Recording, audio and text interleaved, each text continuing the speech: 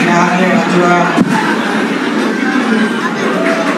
three judges to come out of the ring tonight.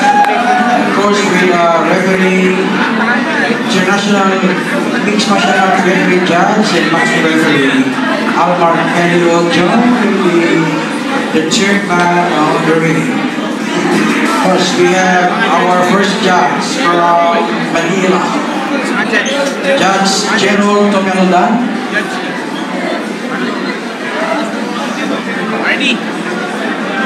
Judge Arnie Ahera from Cebu.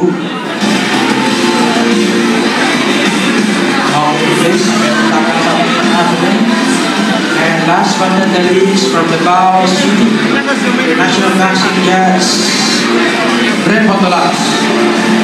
Of course, ang kailangan ito mga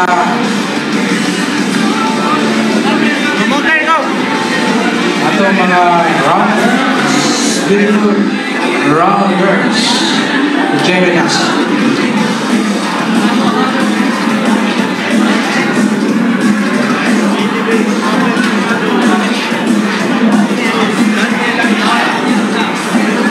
Tonight is the night we are all waiting for.